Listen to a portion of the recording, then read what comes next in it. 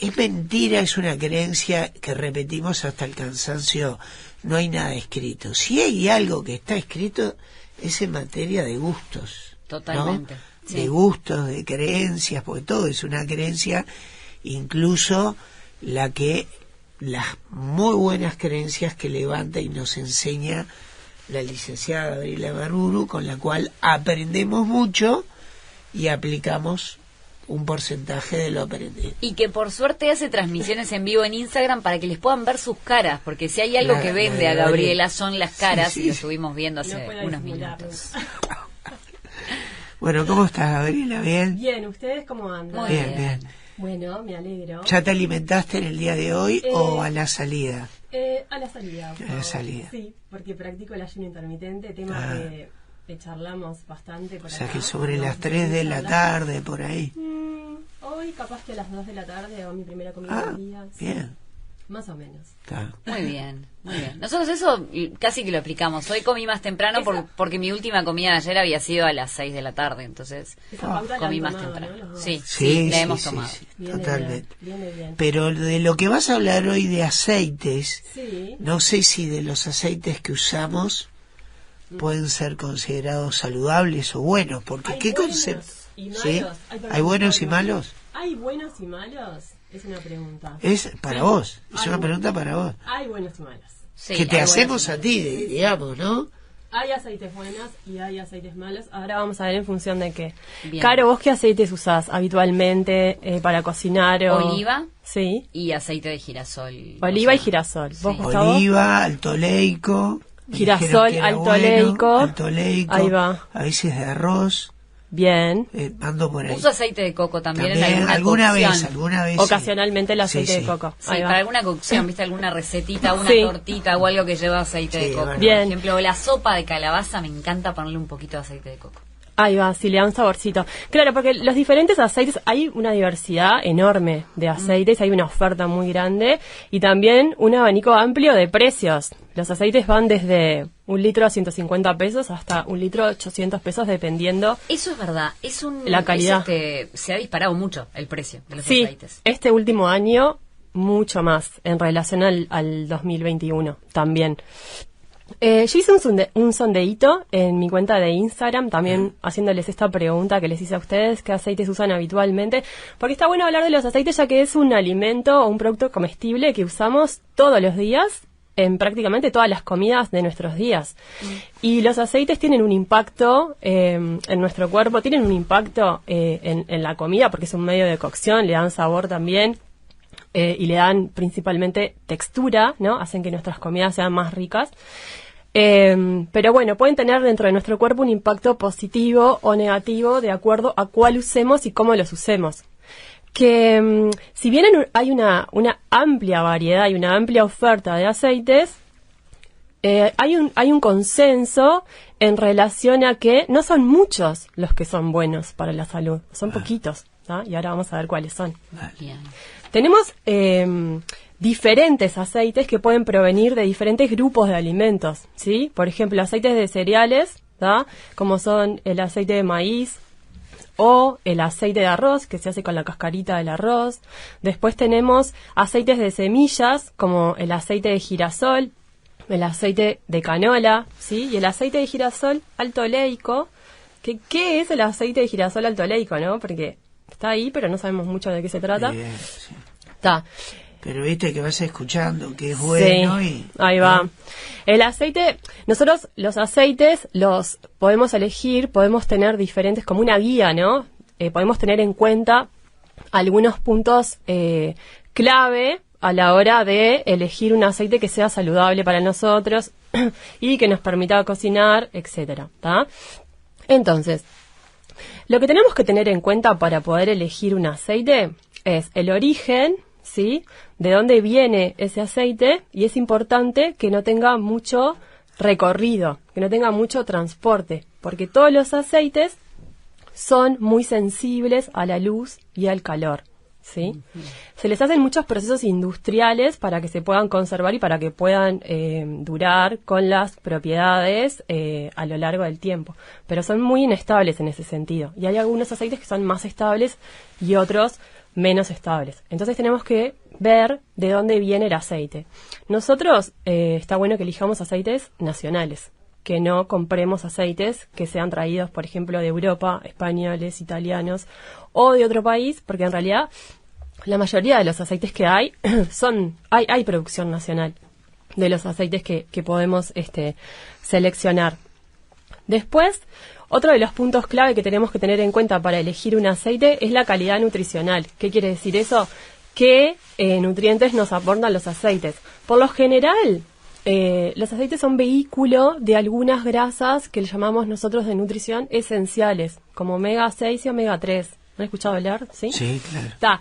¿Qué quiere decir que sean esenciales? Que nuestro cuerpo no lo fabrica. Entonces necesitamos consumirlos de fuente externa. No están únicamente en los aceites, los omega 3, las grasas omega 3 y las grasas omega 6, sino que podemos consumirlas de otros alimentos, ¿tá? ¿Qué quiere decir esto? Que los aceites no son imprescindibles para nuestra vida.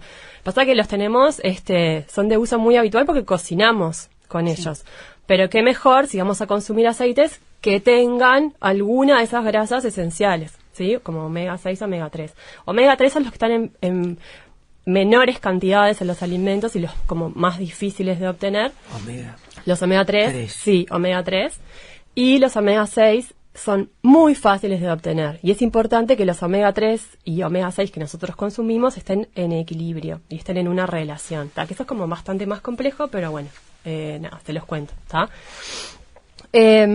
Otro de los puntos clave que tenemos que tener en cuenta a la hora de elegir un aceite es qué proceso industrial tuvo ese aceite, ¿no? ¿Qué pasó con ese aceite antes de que llegara a mi casa o antes de que llegara a mi plato o a la comida que yo estoy preparando?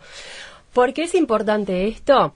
Porque una alimentación saludable, ¿sí? El concepto de alimentación saludable está alineado con el consumir alimentos con el menor proceso industrial posible, ¿tá?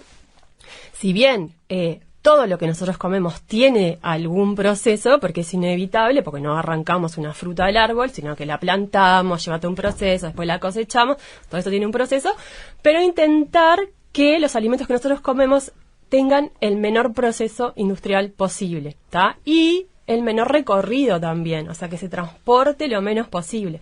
Y eso lo podemos llevar a los aceites, ¿tá? Entonces, hay aceites que tienen mucho proceso industrial, ¿sí? Como por ejemplo, se prensan, se calientan las semillas o los cereales para poder obtener el aceite. Después se blanquean y se desodorizan para que no queden con un sabor fuerte. Y recién ahí se envasan, ¿tá? ¿Qué pasa? En ese proceso la estructura del aceite se modifica y puede ser que cuando llega a nosotros se haya modificado la estructura química de ese aceite, ¿sí? Los aceites que tienen mayor proceso industrial son los aceites de semillas y los aceites de cereales, como por ejemplo el aceite de maíz, el aceite de canola, el aceite de soja, el aceite de girasol y el aceite de girasol alto oleico. Este grupo de aceites es el que podemos decirle que no elegirlo. ¿El alto oleico? Incluso el alto oleico. El alto oleico es un aceite obtenido de semillas de girasol genéticamente modificadas para aumentar un tipo de grasa que se llaman grasas monoinsaturadas, aumenta ese porcentaje de grasas y lo que hace es que el aceite de girasol alto oleico sea más estable en la cocción, ¿sí? Resista mejor las temperaturas y no se modifique la estructura química en relación al aceite de girasol común, ¿sí? Lo que se hizo por parte de la industria ahí es querer imitar al aceite de oliva, ¿tá? Que sí es un aceite que tiene poco proceso industrial porque se obtiene a partir de una prensa, que es una prensa en frío, no es necesario calentar las olivas o las aceitunas para obtener ese aceite. Entonces ahí se conservan, por ejemplo, lo que son las vitaminas, como la vitamina E, que se llama tocoferol, no sé si escucharon hablar alguna vez, que funciona como antioxidante dentro de nuestro cuerpo un antioxidante es un compuesto químico que lo que hace es prevenir el envejecimiento precoz, ¿tá? Y es antiinflamatorio. Todo lo contrario que lo que sucede en relación a las sustancias que se producen en los aceites, como les decía, de cereales y de semillas, ¿sí? Que tienen muchos omega 6 y las sustancias que se producen en el proceso de obtención del aceite y cuando los cocinamos, porque son bastante inestables a altas temperaturas, tienen un punto, se llama técnicamente punto de humo. Cuando un aceite se quema, sale humo, ¿sí? Y eso quiere decir que se produjeron sustancias tóxicas, ¿tá? Son tóxicas a nivel de llegar a ser cancerígenas. Y es importante esto saberlo porque, como decía al principio, son productos comestibles que consumimos a diario y varias veces en el día. Y a veces cocinamos con eso. Nosotros no tenemos un termómetro para ver a qué temperatura llegó ese aceite. Entonces, está bueno saber que el aceite de maíz, el aceite de girasol, el aceite de canola y el aceite de soja no resisten temperaturas altas. Para cocinar, nada. ¿Está? Bien, entonces a esos son los aceites que podemos decir que son malos o que recomendar evitar el consumo habitual, ¿sí? Y diario de esos aceites. Y no sucede lo mismo, como les decía, con el aceite de oliva, que se prensa en frío y nosotros para obtener ese aceite tenemos que leer que diga en la etiqueta que es extra virgen o virgen, ¿tá? Se prensa en frío y después lo que se hace es filtrarse, ¿tá? Hay algunas consideraciones a tener en cuenta con el aceite de oliva, y es que está bueno que elijamos de producción nacional, que hay un montón ahora y cada vez hay más. El frasco de vidrio tiene que ser oscuro porque el aceite de oliva es sensible a la luz. Y también a veces hay oferta de aceites que dice oliva, pero cuando van a leer la letra chiquita dice, por ejemplo, que son de orujo, ¿sí? O sea que es como lo que se hace es prensar el aceite, se obtiene el aceite extra virgen y el virgen, y después de lo que queda, ¿sí? Del orujo se hace otro aceite. Entonces es como un aceite de oliva refinado y ese no está bueno elegirlo, ¿está? Entonces, a los que les decimos que no o recomendamos evitar el consumo son los aceites que no resisten temperaturas altas, como soja, maíz, girasol y canola, ¿sí? Y a los que les podemos decir que sí son el aceite de oliva, que sirve para comer en crudo y para cocinar también, porque está como popularmente esta idea de que el aceite... Es raro cocinar con, ¿no? Sí. Claro, pero resiste, el punto de humo es alto del aceite de oliva, entonces resiste y no se modifica químicamente, la estructura química no se modifica a altas temperaturas. O sea que es recomendable el aceite de oliva para cocinar. Y después tenemos en segundo lugar, prioridad aceite de oliva, ¿no? Sí. Y tenemos en segundo lugar, tenemos otra opción, ¿tá? Que no tiene las mismas propiedades que el aceite de oliva, es un aceite de un cereal que si bien lleva un proceso industrial, sí resiste las temperaturas altas, y es el aceite de arroz. Y es más económico, ¿tá? Entonces, prioridad, o sea, número 1, aceite de oliva, ahí va. Y podemos usar también el aceite de arroz como alternativa. Le decimos que no al de soja, al de canola, al de maíz y al de girasol, aunque es alto oleico, que aparte son todos aceites que tienen organismos genéticamente modificados, ¿tá? Esos que mencioné.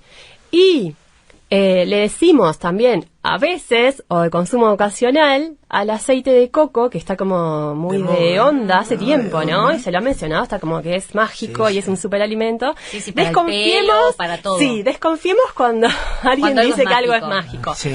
Entonces, el aceite de coco, hay trabajos científicos ahora que nos dirigen hacia que el aceite de coco, consumiéndolo habitualmente, aumenta los valores de colesterol LDL, que tiene que ver con el riesgo de enfermedades cardiovasculares. Entonces, consumámoslo, pero de vez en cuando, ocasionalmente.